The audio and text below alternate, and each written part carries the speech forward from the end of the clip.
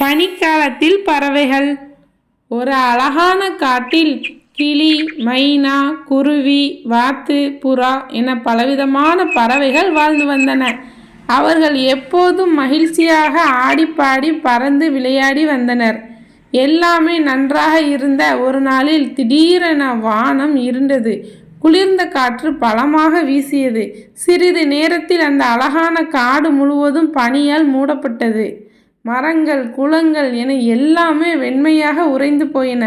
பனிக்காலம் வந்ததால் பறவைகள் மிகவும் பயந்து குளிரில் நடுங்கின. உணவு கிடைக்கவில்லை. தங்குவதற்கு சூடான இடமும் இல்லை.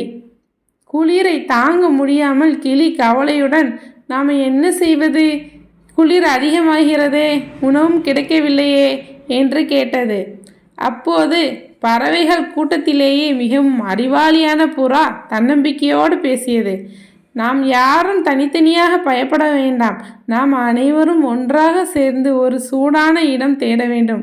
ஒற்றுமையில்தான் சக்தி உள்ளது என்று கூறியது.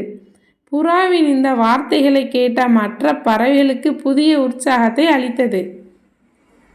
அனைவரும் ஒருமனதாக ஒத்துக்கொண்டு உடனடியாக செயலில் இறங்கினர்.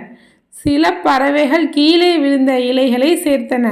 சில பறவைகள் உலர்ந்த கொடிகளை கொண்டு வந்தன.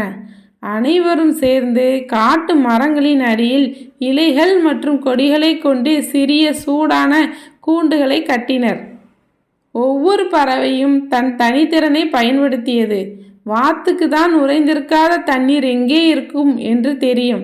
அதனால் வாத்து அருகில் இருந்த சிறிய ஏரிக்குள் சென்று உறையாத இடத்தை தேடி அனைவருக்கும் குடிக்க தேவையான தண்ணீரை ஏற்பாடு செய்தது.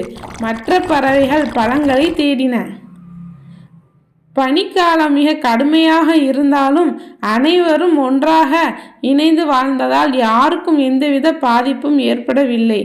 அவர்கள் தங்கள் கடினமான காலத்தை ஒற்றுமையுடன் சமாளித்தனர். குளிர் குறைந்து வசந்த காலம் வந்ததும் மரங்களில் பச்சை மொட்டுக்கள் முளைத்தன. பறவைகள் மீண்டும் தங்கள் வழக்கமான மகிழ்ச்சியுடன் பறந்தன. அவர்கள் அந்த சோதனையில் இருந்து கற்றுக்கொண்ட மிக முக்கியமான பாடம் இதுதான். ஒற்றுமை இருந்தால் எந்த பிரச்சனையும், எவ்வளவு பெரிய சவாலையும் கடக்கலாம். குழந்தைகளே, இந்த அழகான கதை உங்களுக்கு பிடித்திருந்தா லைக் பண்ணுங்கள், ஷேர் பண்ணுங்கள், மறக்காமல் நம்ம சேனலை சப்ஸ்கிரைப் பண்ணுங்கள்.